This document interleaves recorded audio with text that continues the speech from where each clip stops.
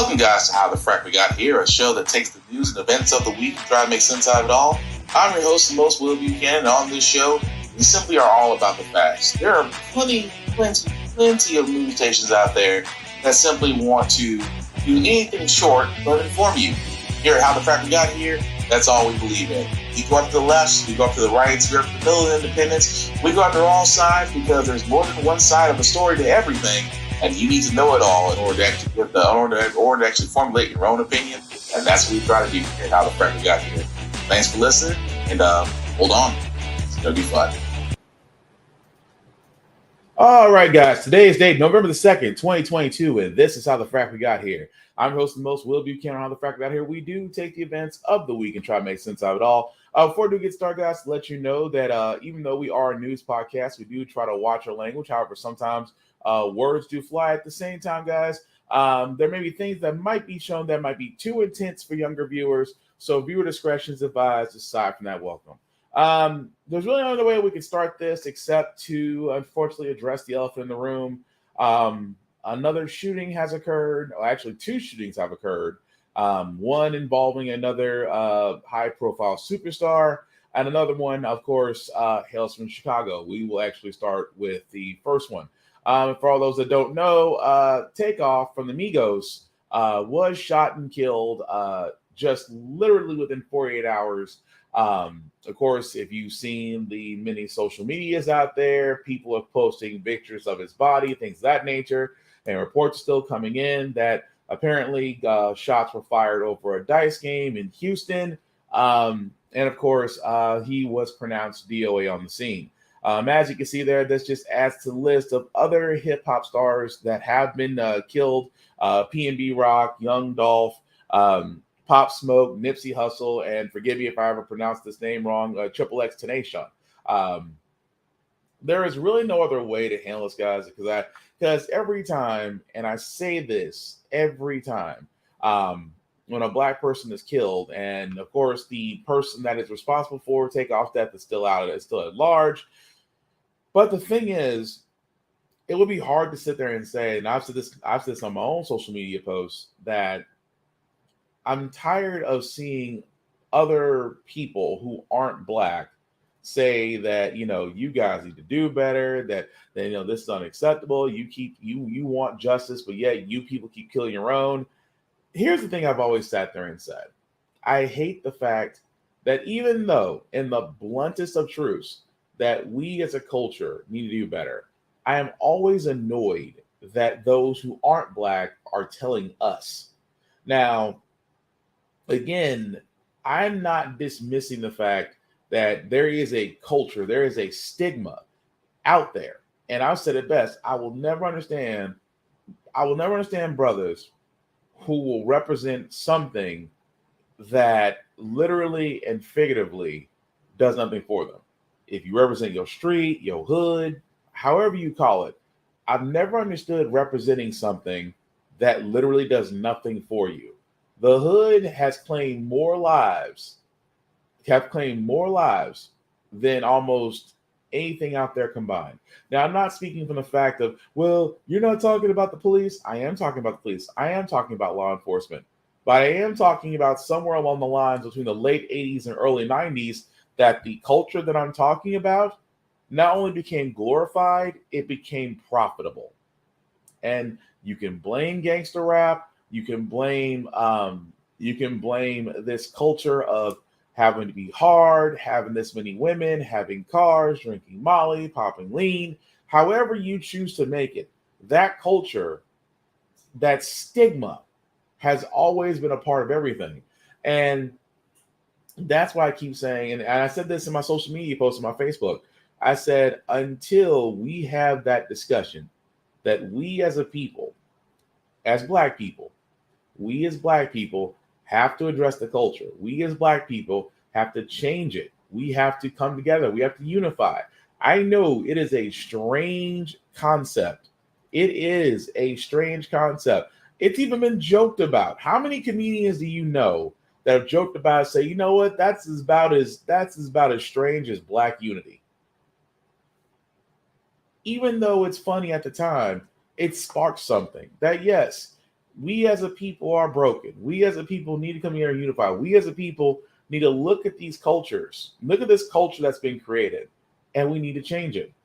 But I would be remiss to sit there and say that this culture didn't actually get nurturing along the way. I didn't, I would be remiss to sit there and say, what about the economical downturns? What about the single parent homes? What about the educational, financial opportunities? What about the fact that so many things in difference were not given to these places, but were given to other places to thrive, while people in those very impoverished, lack of opportunity areas didn't flourish?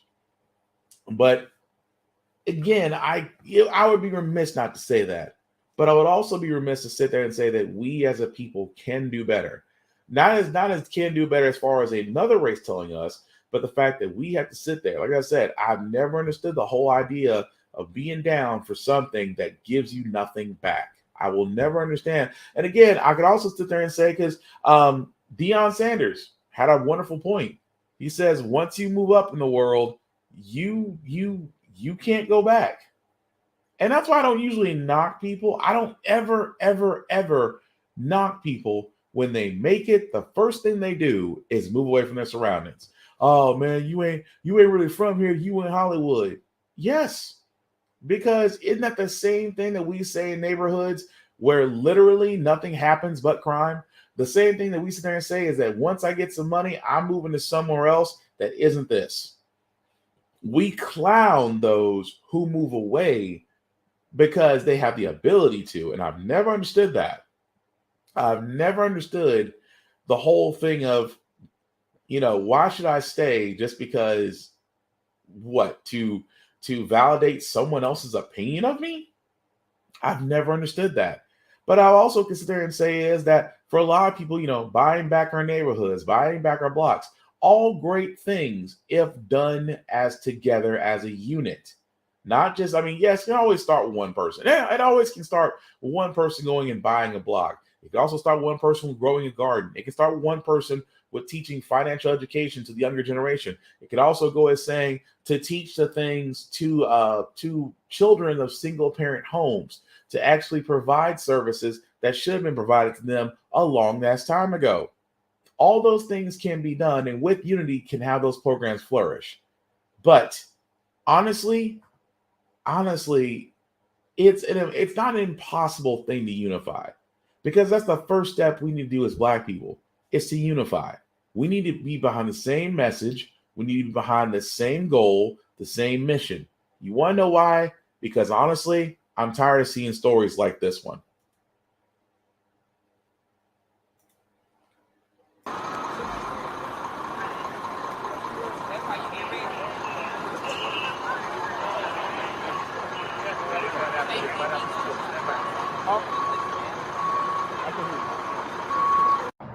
They're all in various conditions between critical and non-life threatening. We also have a person struck by a vehicle at the scene as well. The age ranges for the victims are a 3-year-old, an 11-year-old, and we have reports of a 13-year-old, and everyone else is going to be adults. We have some information regarding why the crowd was gathered. It's probably more than one reason. There was a vigil that we understand that was the balloon release was happening, but there may have also been others gathered for other various reasons. It's a very, common corner to be where people congregate and have, different meetings and gatherings. So it could be various reasons, not just one.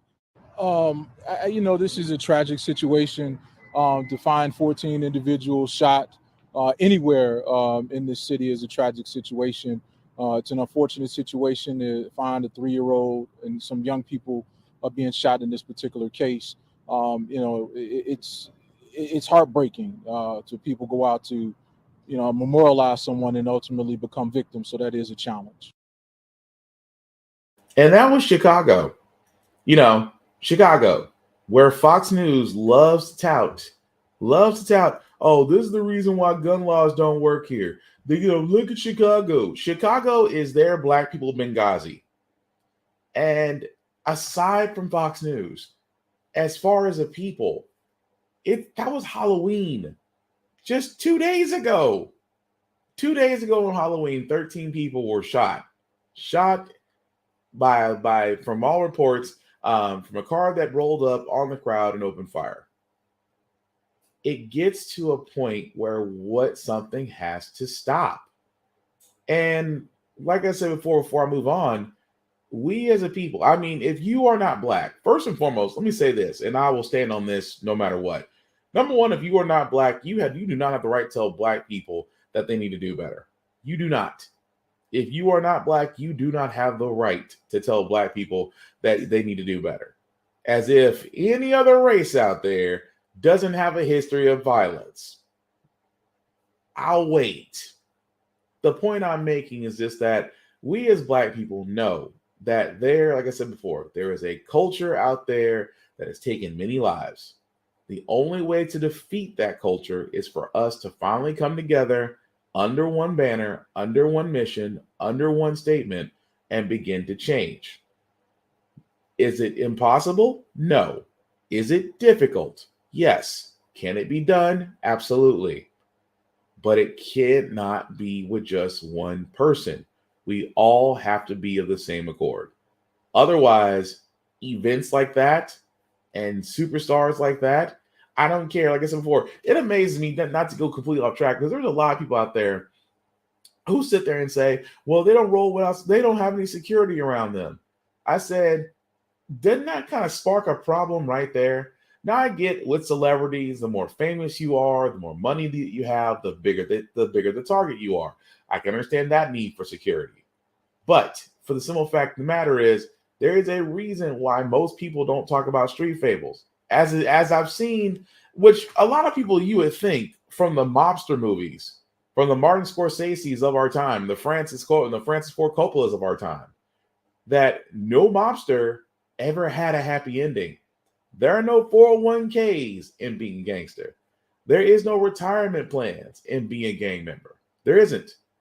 Either you get shot, or either you shoot or you get shot. But there is no happy ending. And yet, that culture still gets glorified, along with many other things. But as I said before, when black people, when we finally unite and come together for a purpose, this can all change. I truly, truly believe that. But switching gears for a second, guys, again, I know the next piece of news is going to sound redundant because you've heard it before. The Ways and Means Committee of Congress have decided to subpoena Trump's tax records, and yet they are blocked again, of course, by a Supreme Court justice. Breaking news. The Supreme Court just temporarily blocked former President Donald Trump's tax records from being given to a House committee. Joining us now, NBC News Supreme Court reporter Lawrence Hurley. Lawrence, good morning. What does this mean? Well, what this means is that the lower court ruling that allowed for these tax returns to be handed over to the House Ways and Means Committee is now temporarily put on hold, and that was going to go into effect on Thursday, which would have meant that, imminently those materials would be handed over to the committee, possibly, before the election or before the potential changeover of Congress. But now that's all put on hold. The Chief Justice is saying he wants to hear from the committee in response to Trump's emergency request, and that's not going to be due until November the 10th. So everything is now frozen until the committee makes its response, and then the Supreme Court probably as a whole will decide whether to grant. Okay, so long story short, folks, history repeats itself. Now keep in mind, for all those that don't know, the Ways and Means Committee within the government has the ability, one of their key abilities with the Ways and Means, they can actually request the financial information of anyone, including current or former presidents. Now that we know what the abilities are, and of course, they are still investigating Donald Trump, whose tax records at this point are only in the hands of the U.S. Attorney, the Attorney General for New York, Miss Letitia James, is the only one. Her office currently is the only office that has access to Donald Trump's tax returns. Hence why she's about to go in the next step of her investigation. That being said, however, the Ways and Means Committee should not be blocked from that since they, again, are investigating Donald Trump. They've been doing so since he was president. But it's amazing that the Supreme Court decides that, oh, well, you guys may not actually have a legitimate reason for investigating Trump. New York would argue differently. Now, keep in mind, Trump is literally and figuratively fighting 6 different lawsuits right now. And with his tax returns actually being in place, you would think for 1 second, it's like, okay, they can look. But again, the Supreme Court is still being, for all intents and purposes, the Supreme Court is still being a butt. The Supreme Court is still doing Trump's bidding. Even more so, in a story that we'll get to a little bit later on, there's another reason why the Supreme Court, a dangerous conservative Supreme Court right now, is a little bit hardy, especially the ways of affirmative action, but we'll get to that momentarily. But I did want to talk about gas prices. I know for a lot of people, gas prices right now is not the best thing smoking. I know it. You know it. It's a pain in the ass. That being said, it is amazing that Biden at this moment is considering windfall profits taxes on oil companies. I know. I feel like we talked about this 4 months ago, that Biden is considering windfall profits taxes on oil companies because, again, if you are an oil or energy, if you are an oil company right now, it is Christmas. Most companies like Exxon, like BP, Shell, and others have made record profits in a pandemic, almost borderline recession economy. Oil companies are making buku bucks, which again, Biden is now considering after the fallout from the Saudi family, which, by the way, Saudis and OPEC have decided to cut back their production, which means that they are cutting back on their production of barrels of crude oil, which eventually does mean gas prices will increase. Now, with that being said, and I think this particular blowback, that Biden is considering a windfall profits tax, in which economists are coming out and saying, and this is what economist Larry Summers had said, I'm not sure I understand the argument for a windfall profits tax on energy companies. If you reduce profitability, you will discourage investment, which is the opposite of our objective. No, I completely disagree. Because again, we're in a society that runs off fossil fuels. We're a society that our cars run off of it, our electrical plants run off of it, our airlines run off of it, our trains run off of it. Pretty much almost everything still runs on fossil fuels. That being said, profit doesn't go away. Profit's not going to reduce. Are you kidding me? That's what you're trying to say. Well, you will discourage investment. People with money will still invest. I mean, the funny part as he says this, keep in mind, when the Horizon event spillage happened in the Gulf Coast, that was all BP's issue. Keep in mind one thing. BP still had billions of dollars being pumped into them as they were running their clean ads. We're going to clean up the Gulf of Mexico. We're going to do this. We're going to do that. They had their ads running to where they were still cleaning up the waters. People and companies were still investing in BP. Exxon had their Valdez leak, in the ocean as they were cleaning that up. Guess what? Profits didn't take a dip. Even when they put out a multi-billion-dollar settlement, profits didn't take a dip. So I have to disagree with Mr. Economist that yes, even if President Biden did institute a windfall profit tax on these companies would still make a profit. But again, why not? Because it amazes me so that a lot of economists really believe that, hey, and this is the thing about the free market, which amazes me so. They believe that if we don't tax the free market will take care of itself. Back to old Reaganomics, because Reaganomics believes, hey, if you keep giving to the top, it will eventually spill down to others. That's bullshit. It doesn't work. Reagan somehow got that passed when he was president, and it's still being touted to this day. So, what am I saying, guys? I am saying that windfall profit taxes should have been instituted a long time ago. Because, again, why not? I mean, if you think about it, say, for instance, the Powerball. What? Powerball is over $1 billion? The last time the Powerball was over $1 billion, the person who actually won after taxes and whatnot got $433 million. So the person that wins the Powerball tonight, at the time of this, the person who wins the Powerball tonight, of course, gets over $1 billion. But you got to pay taxes. In which, correct me if I'm wrong, Congress made Uncle Sam, who doesn't show up for the losses but shows up for the wins, decides that they may take $700 to $800 million of that lottery winning to leave you with what, as a person who won and spent money on a lottery ticket, maybe 400 million and some change, if that. Now, a lot of people are sitting there saying, well, 400 million is still a lot. Yes, but nobody's asking the question why Congress can come in and take 700, 800 million just because you won the lottery. Now, don't get me wrong, no one questions that. But at the same time, nobody questions how billion-dollar oil companies can simply still get to do whatever they want, and yet when we tax them, they have a problem. So you'll tax somebody who wins $1 billion in the lottery with life-changing money, but yet we can't tax billion-dollar oil companies because they'll stop producing oil less? See how stupid that sounds when you say it out loud? So anyway, just saying. But we can also address some news because, again, social media has lost the battle. Why has social media lost the battle? Because Elon Musk has finally taken over Twitter, and just like the arch villain in almost every movie, he has immediately made decisions. The world's richest man is now officially Chief Twit. By Tuesday, his company, Twitter, will be private again. But what happens then?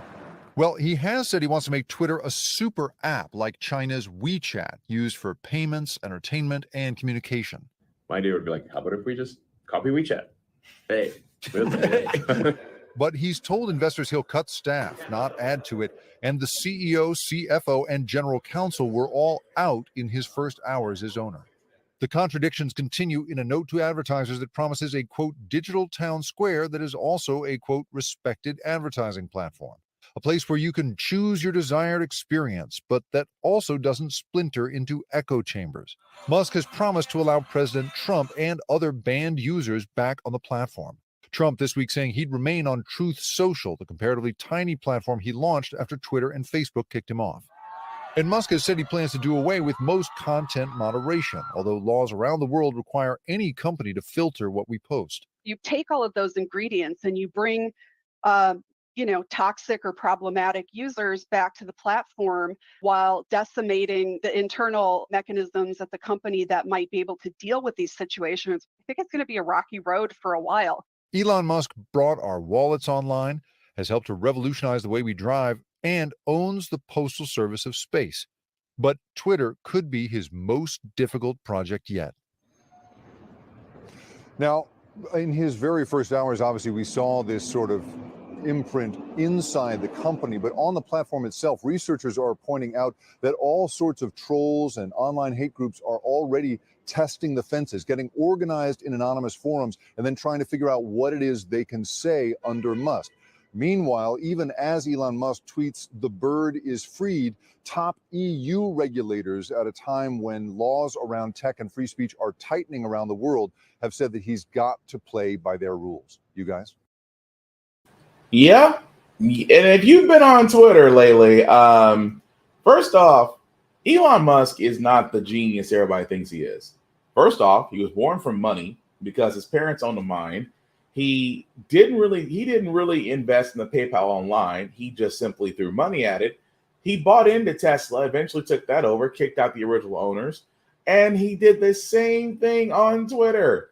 Within purchasing Twitter, this man has already kicked out 2 VPs and made himself Chief Twit, which is not a how can I put this ever so nicely? It's not a very satisfying figurehead name that you want to give yourself, Chief Twit. But, hey, I guess that's that.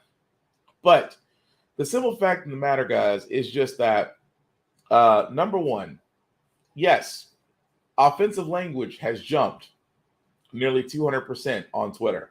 Use the N-word on Twitter has jumped nearly 500%. Offensive and graphic material is rampant on Twitter.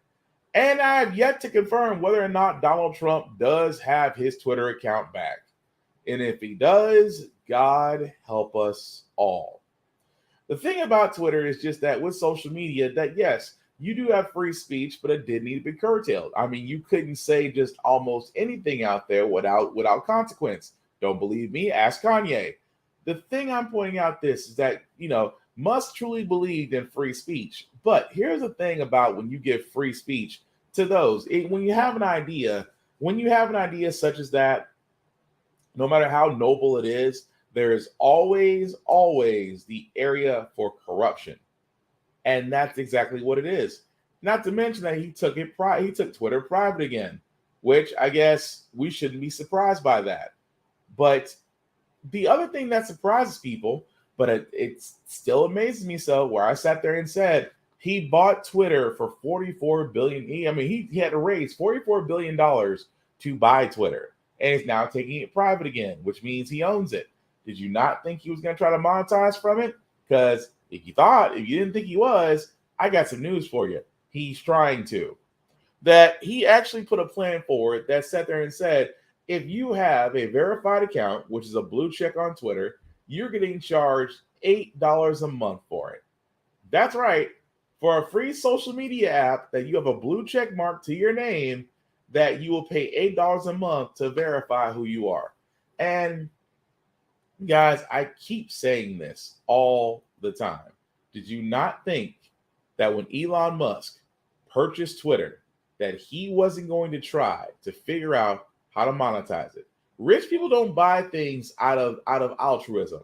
They buy things because, number one, they're popular. Number two, how can they make more? How can they make their money back and then some with said option? Elon Musk saw this for Twitter and said, I can make money off this, and ran with it. Why are we surprised? But yes, people are coming forward and sitting there saying, $8 a month just to verify my account, I'll pass. At the same time, with that and other groups, vulgar language, it is truly the wild, wild west on Twitter. Exactly the type of chaos that Elon Musk loves, because with that chaos, he truly believes he can be profitable. Well, good luck. Aside from that, I'll be looking for the next social media app to go to, because eventually, as much as I love Black Twitter, eventually another social app's going to come along and it'll be the newest fad. Considering the fact that Zuckerberg has both Facebook and Instagram, Elon Musk has Twitter, Snapchat somehow is still unowned, and TikTok is owned by the Chinese. Yep, we're waiting on the next big thing. But speaking of the next big thing, as we switch gears to the campaign trail, and hopefully you guys, if you have early voting in your state, have went ahead and did it. I know in Tennessee, early voting is still going on to the end of this week, which will be the 4th. I think the 4th is the last day that you can early vote before we get to our official midterm elections. So I will say this: if you whichever way you're voting, whether it's Democrat, Republican, or Independent, please vote. No action. We've seen what happens when there is no action. Learn the candidates, learn what they're about. If they fall within your spectrum, vote for them. Because when you don't vote, it's almost as if you're giving a vote to the other person. And lack of voting is what got us Trump in the first place. I'm not saying vote Democrat. I'm sure as hell saying don't vote Republican for many reasons, but still vote. Please, oh please, vote. But as I got that little thing out the way, we do want to talk about Herschel Walker, because why? Somehow this dude is still possible to win the Senate seat in Georgia against Raphael Warnock. However, he is still dodging his allegations of paying women off for abortions, and one of them just recently this week has stepped forward. Republican Senate candidate Herschel Walker. Juju Chang interviewed a second woman who accused him of pressuring her to have an abortion. The accuser, who's now choosing to show her face and respond to Walker's denial of her claims. Good morning, Juju. Good morning, George. Well, as you know, 2 women have now come forward to say that Herschel Walker, the staunchly anti-abortion Senate candidate, pressured them into having abortions. When he called the allegations lies, the second accuser says that's when she decided to sit down with us and share her story. I've kept this to myself for 30 years. I protected him. And I wanted this to remain private for obvious reasons. Last week, a second woman, her face and name withheld, accused Republican Senate candidate and former football star Herschel Walker of pressuring her to get an abortion. Walker denouncing her claims as foolishness and lies. I said that's a lie, and I've moved on, and they want me to play these guessing games and all this, but I'm not. I'm not into that. I'm into winning this great seat, fight for the great people of Georgia, because that's what this is about. Now Jane Doe responds. At her request, we agreed not to use her name, calling her Jane Doe instead. But she says she now wants to show her face. And so what makes you want to speak about it now? When I saw the first woman coming forward a few weeks ago, he immediately called her a liar and said, I never signed anything with the letter H. And I knew I had many cards from him where he signed the letter H. And so I believed then that she was telling the truth. Jane Doe showed us some cards and letters she says she received from Herschel Walker, some signed with a flourish, that H. She says she took this photo of Walker asleep. They had met, she says, in the late 80s when he was married to his first wife, and she says had an affair that lasted 6 years. We saw each other several times a week, usually in the mornings, and we saw each other before games, home games, away games, that kind of. Jane Doe shared hotel receipts from that era and a voicemail she says is from Walker after he went to the Olympic Games in 1992. He often told me in writing and every time we had a conversation how much he loved me and how much I meant to him and that I was who he wanted to be with. Jane Doe says despite being on birth control, she got pregnant in 1993. Walker, she says, pressured her to get the abortion. He was very clear that he did not want me to have the child. And he said that because of his wife's family and powerful people around him, that I would not be safe and that the child would not be safe. That's very menacing. It is very menacing. It is very menacing. And I felt threatened, and I thought I had no choice. She says at first she went to an abortion clinic but couldn't go through with it. But Walker, she says, talked her into going back with him. He came to my house and picked me up and drove me to the clinic. And I went in alone, and he waited in the car while I went in and had the procedure. She says Walker gave her cash to pay for the abortion and has no records or receipts of the payment or the procedure. She says after the abortion, everything changed. Everything shifted. He distanced himself from me almost immediately. Jane Doe says she left her life in Dallas within days and never moved back. Over the years, she says Walker reached out occasionally. I told my parents that I had miscarriage because I couldn't tell them the truth. Yeah, and I told a few friends the same thing because I couldn't tell them the truth. Why in your mind did you feel like you couldn't tell them the truth? It just was very shameful. And I felt like I had been manipulated. We spoke to two women identified to us as friends of the accuser by her lawyer, Gloria Allred. They each told us Jane Doe confided in them in the 90s that she got pregnant during a years-long affair with Walker.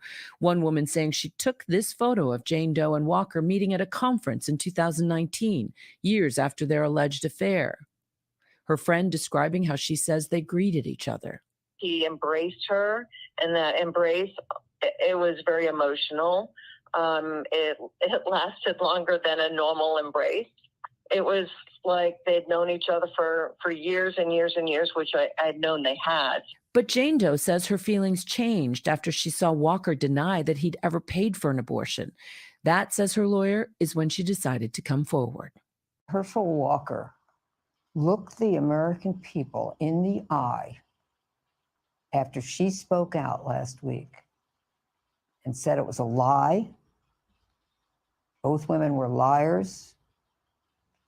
And she's now looking the American people in the eye, and she's telling her truth. And what makes you think he's not fit to be a U.S. Senator? I think honesty matters. Now, it's worth noting that Jane Doe is a registered independent, and she told us that she voted for Donald Trump twice. She says she's not motivated by politics, but what she says matters more, the truth. Now, Herschel Walker's campaign told ABC News to refer to that previous statement in which he said, "It's a lie. I've moved on. They want me to play these guessing games, but I'm not into that. I'm into winning." Guys? Well, the plot thickens. As you know, listening to her story is definitely heartbreaking and at the same time tragic. At the same time, Republicans will not care. You know why? Because this is why I sit there and say the whole thing about Republicans being pro-birth and all that crap is a load of shit. They want the Senate. They want the ability to dismay, disrupt, or flat out impose their will over Democrats. And if Herschel Walker is the path to disrupting the Senate, they will take it no matter how bad that train is on fire, no matter how bad it's coming off the rails. They're going to ride this man if he does get them the Senate seat over Warnock. That alone tells you that Republicans do not care. Because again, Herschel Walker has been caught many times. Says he graduated top of his class at the University of Georgia. That was a lie. Said he's a law enforcement officer. That was a lie. Said he started his own successful business. The business cannot be found. I mean, we can keep going, folks. Said he never paid for abortions. That's 3 women that have come up and said, you have paid for abortions. Even one that sat there and said, oh, we had an intimate relationship. Well, I never paid for an abortion because, you know, the Republican Party is the party of family values. Surely they don't have a history of secret love children, extramarital affairs. Oh, my personal favorite, extramarital affair with an LGBTQ person while opposing LGBTQ plus rights. Surely there's not a history of that with the Republican Party. They're good Christian folk. Right. The point I'm making of all this is no matter how much this is being thrown out, somehow Walker still has a shot at getting a Senate seat. And that, my friends, is honestly, and forgive my language, a very, very scary fucking thought. Because this man has, like most Republicans, keep in mind what I said, most Republicans haven't put forward most Republicans have not put forward any plans, no policies. They just said buzzwords. We want to finish building the wall that President Trump started. We want to get our economy back on track. We want to bring back American jobs. You know, the usual Republican talking points, but no plan. And yes, I am going to stress on the Republicans, but I'm not going easy on Democrats either, because Republicans have no plan. That's why Herschel Walker hasn't said anything. Well, said anything intelligent. I mean, even poor Killer Mike, when he had him on the show, Killer Mike kind of babied him a little bit because it just showed you that Herschel Walker has nothing to bring to this table except a black face that Republicans can get behind because for some odd reason, they believe he's the right choice, which goes to confirm there are a lot of idiots that vote Republican just because they vote Republican. Aside from that, that's pretty much it. But again, early voting is still going on. Please check your state for its rules and regulations, because if you guys haven't noticed, as I've been saying last year, Republicans have been pushing forward on different voting rules and regulations, trying to curb mail-in voting, trying to curb ballot voting, about dropping off your ballots and things of that nature. They have moved the goalposts because they now realize how effective it was the last go around.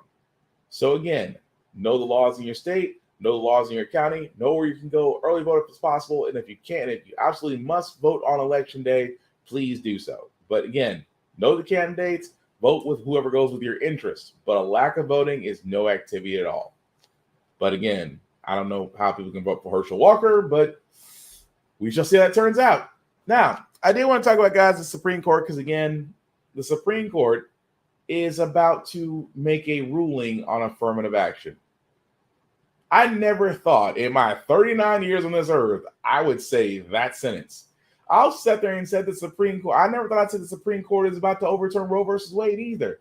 Affirmative action is a case which again enforces diversity in many areas, employment, school, things of that nature. Why? Because again, if you weren't white, you were not given the same chance at employment, at schools, at everything. So affirmative action had to be put in place to level the playing field. However, now, because of a case that's being heard by the Supreme Court, there is a chance, and I hate to say it, a chance that affirmative action can be struck down. What interesting times we live in.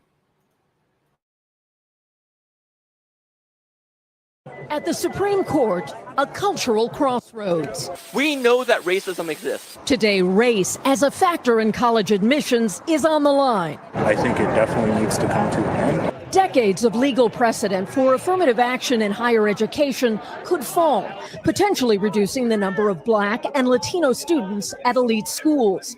Over a pair of cases challenging race-conscious admissions policies at Harvard and the University of North Carolina.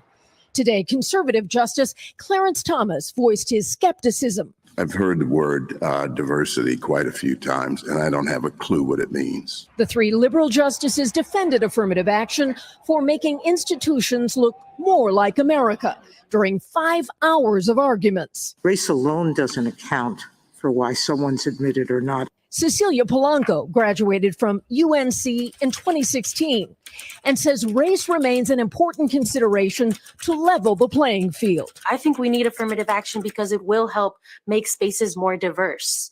It will make, and that's better for everyone. The conservative group behind these cases argues that using race in admissions discriminates against other students, namely Asian Americans, and that violates federal law and the Constitution's Equal Protection Clause. This is a civil rights issue of Asians, and this is discrimination against Asians. Around the country, 9 states have already ended affirmative action for school admissions.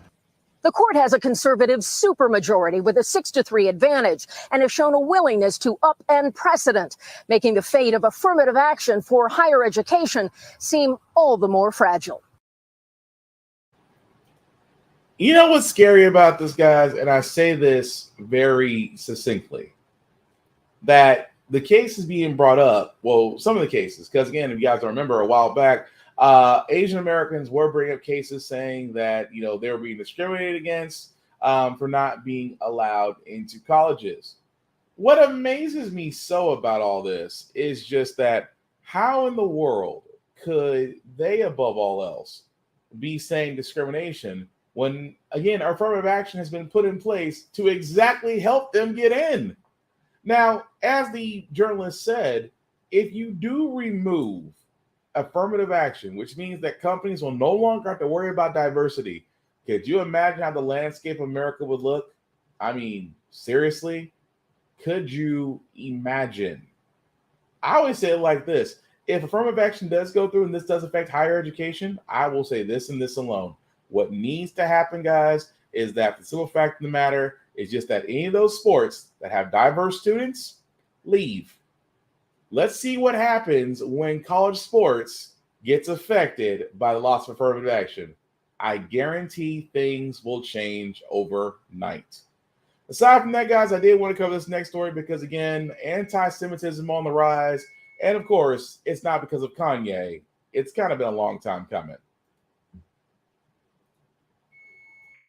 For many Jewish Americans, the hate message scrolling across the Florida-Georgia football game and a building in Jacksonville were flashing warning signs. Anti-Semitism is spreading. The Kanye West tweets, the banners hanging over freeways in Florida and California. In a rare joint statement, the universities of Florida and Georgia denounced the messages, saying, "We are proud to be home to strong and thriving Jewish communities, and we stand together against hate." The New England Patriots owner even ran a PSA during Sunday's games, urging all Americans to stand up to Jewish hate, as anti-Semitic content has surged on Twitter after Elon Musk, who emphasized free speech, took full control. Use of the N-word also jumped 500%. I think that the narrative that hate speech is free speech, it's sort of winning out right now on these platforms. The Anti-Defamation League reports 1,431 hate incidents so far this year, more than 2,700 last year. By comparison, 10 years ago, there were 927. Senior Rabbi Sue Shankman says members of her congregation in Washington are worried.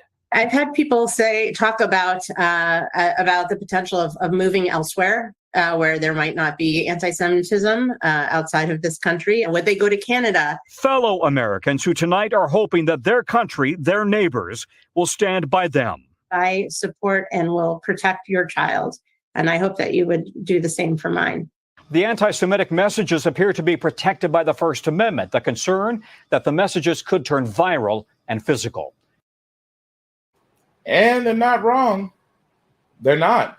Now, again, this is not just because of what Kanye said. And again, I keep pointing this out because the guys because, history is always moving around.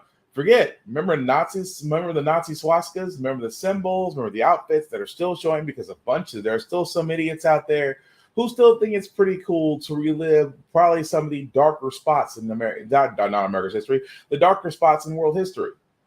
Now, with anti-Semitism on the rise, of course, Kanye and what he says, everybody wants to say it's free speech. I have said this once. I will say this again. You have the right to say whatever it is you want to say. Nobody comes after you for that. However, there is a counterpoint to there's a counterpart to that. The counterpart to it is you can say whatever it is that you want to say. You are not absolved from the consequences that follow. And a lot of people get that confused. For example, let's use Kanye. Kanye sat there and said that Jews are not the true Jewish people, that the true Jews are black people. He ain't the first one to say it. I guarantee he won't be the last idiot to say it. But what happened? Lost business deals, lost money, lost his billionaire status. What are most of his fans saying? Well, he can't speak his mind. He did speak his mind. He's not in jail. He's not on trial. He isn't brought up the street and shot like a dog. So yes, his right to free speech was protected, but he is not absolved from the consequences of what he said. In the same sense, where you have a lot of people out there, Nick Cannon, another one, where he sat there and said the same thing. Black people are true Jewish people. What happened to him? Once they took away the things that they associate with him, all of a sudden, I want to apologize for what I said. Because when the money gets low, the hungriness shows. Shout out to Corey Holcomb for that. But the point I'm making out of this is, with free speech, free speech has to be held to a higher regard. Yes, will there be things that might be said that are radical, that may be eye-opening, that may be blunt and critical and things of that nature? Yes, we've had many of those times in our history where literally and figuratively we have seen people say some things that were shocking but true, said some things that are controversial but started a conversation. We have seen many examples of that. That being said, however, it is amazing to me that people think that they can say and do whatever they want without consequence because they saw Trump do it. Because that's the catalyst. If you really want to be honest, the catalyst is always Trump. Trump said whatever he wanted to. Trump even sat there and said, I could shoot a man in Times Square and no one would touch me. Remember that? I could shoot a man in Times Square and no one would touch me. As as shocking as his comment is, look how many people latched on to it. Latched on to this whole thing of, well, I can do it because the former president do it. No, the failure in chief is a reason why he's no longer a president, no longer executive chief anymore. He is not absolved of his actions. It just may take longer to get him. But as free speech goes, we have to be aware. Must we be bold? Absolutely. But must we be aware that consequences come after what you say? Also, absolutely. We should not be ignorant of that. And at the same time, we should be culturally sensitive. But, you guys didn't want CRT being taught in schools. We could have probably avoided this bullet. Just saying. But the last one I get to, guys, before we get to our feel good segment, is one near and dear to my heart, one I have fought for years, and one I am glad as shit that it's coming back around. Now that we're in November, less than another month of that, we'll be looking at the end of 2022. Yes, I am talking about daylight savings time is finally going to end as of this Saturday night, early Sunday morning. I cannot tell you how much I am looking forward to it. As a morning person, I cannot stand daylight savings time. I think that we haven't had a need for it since World War II. Why in the blue hell do every spring do we have to set our clocks effing forward for no apparent reason because nobody wants to stop it? Now, aside from my little mini rant, the Sunshine Protection Act was an act that did get passed in the House. Did get passed in the Senate, stalled in the House. Now, the Sunshine Protection Act was to make daylight savings time permanent. And I want to go after everybody in the Senate who voted for this and immediately make sure they never get to vote on another bill again. Now, because again, sleep experts have all said it. Changing our sleeping habits can be destructive, can be counterproductive, causes our circadian rhythms to be disrupted, and again, leads to just irritable people. But then again, I'm not a morning person anyways, but still, to lose an hour of sleep is precious. At the same time, this doesn't apply for everybody. I think Hawaii and most of Arizona. There we go. I had to go over and look real quick. Hawaii and most of Arizona are the only ones that have standard time all year round, which makes me think I probably need to move to Hawaii, or most of Arizona, wherever it stands. I just never understood the whole point. Why do we spring forward just to fall back? It literally and figuratively serves no purpose. If it was up to me, standard time.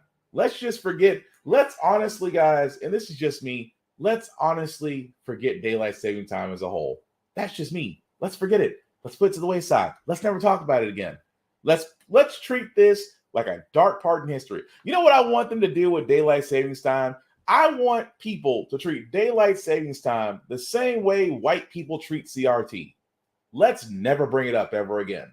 That's what I want. But we're going to keep fighting that good fight. But anyway, moving on, guys, to our feel good segment, because usually how the Frack we got here, we do cover a lot of things that are doom and gloom, sometimes make you lose your faith in humanity. But hey, it is Wednesday, hump day. We're looking forward to our Friday, which is Thursday, and we will leave you guys out some good vibrations. And I came across something on this story that I did not know about a historic all-black women's golf club. And I thought this was pretty cool, and I want to share it with you. Great shot, Carol. It's a community formed out on the fairways. It's another opportunity to strengthen sisterhood. The Wake Robin Golf Club is the oldest in the nation for Black women. Formed in Washington, D.C. in 1937, when courses were still racially segregated. The club was needed because there wasn't a place for Black women to play golf. It's 2022. Why do you think it's important to have an all-Black women golf club? Because we're still missing. Paulette Savoy has been a member since 1985. It's good to be able to sit down with people that are in the struggle with you and known what you've gone through. Young women that you connect with through this club, what are you hoping they take away? I just hope they take away confidence when they're in business and business is being conducted on the golf course. They can get right in there, and hold their own. The club provides stipends for players in need and gives out scholarships to students like Kendall Jackson, a junior member who hopes to turn pro. I'm so grateful for their company, being able to learn from them, talk with them, share their experiences about what it's like being a Black woman in golf. stronger on and off the green. Yes, good job. For generations to come. We hope that our presence will inspire that young Black girl that, hey, you can be out here too, you can do this. Yamiche Alcindor, NBC News, Mitchellville, Maryland. I just thought that was pretty cool because, like I said, this is the reason also I'm a fan of history. I'm a fan of history just because a lot of this stuff out there, a lot of people don't know about. Imagine the fact that you knew there was an all Black women's golf club. And like I said, the next Black golfer, whoever he or she may be, may you be the next Tiger Woods, Serena Williams of golf, please disrupt it. Disrupt and actually make your own path. But I love the fact of seeing things like that, and I will encourage it and share it every chance I get. That being said, guys, that's going to do it for this podcast. I do thank you all for watching, for liking, for letting people know this is live. I certainly appreciate that. Some shameless plugging before we get out of here. I do want to shout out to my buddy Vaughn at BigVZA on all socials. Definitely check him out, his TikToks and what is Big VZA thinking, and also his beats. He is definitely back on his beats. Definitely check him out, BigVZA on all socials. As for yours truly, guys, on every social I am on, BlackFox447, definitely follow me there. As I usually post everything that I watch, read, or play, and sometimes gym stuff because I do a couple push-ups, just trying to get myself in a decent shape. Need to, I'm getting up there. That being said, guys, the link that you see at the bottom, let me make that just a little bit bigger for you guys to see. If you copy and paste that link into your browser, it'll take you to my link tree. That's the YouTube and Facebook groups for all of my podcasts. How the Frack got here, Get Bit, and of course the Offense Podcast. Like, share, subscribe, let people know about it. That's all I ask. Again, guys, also for my people, we need to be better. We need to, we need to unify. We need to come together. Say hi, say hello, try to greet people, especially brothers. I get it, brothers. You always got to be wary, protective, but from brother to brother, just say hi. I'm not asking you to have full-blown conversations. I'm not asking you to check on mental health, but I'm asking you just to say hi. Let's greet each other. Let's get back to actually doing that. That's just my whole thing. Aside from that, guys, we still are in a pandemic area. So if you're going to be in an area that has a lot of foot traffic, please, oh, please wear a mask, protect yourselves. If you feel at least a bit sick, stay home. You know, when you protect yourself, you protect others. That's how we're going to get through this pandemic with coronavirus and all its many variants and Decepticons, that we must protect ourselves first. Whew, that's a lot. The last thing I'll say about how the Frack we got here, it's all about staying informed. We are not trying to reinvent the wheel. We are simply giving you all the information and allow you to make up your own mind, but we provide a logical perspective that goes along with it. We do a lot better as society is when we're informed. We're progressive. We move forward. We try to right the wrongs of our past by making decisions now that we should have done back then. Electing our first Black woman Supreme Court, electing our first Black woman to the Federal Board of Governors, electing our first Black 4-star military general in the armed forces. All great things. When we don't learn from history, we are doomed to repeat it. That's why we keep asking ourselves, why does everything go up by our paycheck? Why are we electing different politicians but still the same old game in Congress? And most importantly, how the Frack we got here. Thank you all for watching, guys. Take care of yourselves and each other.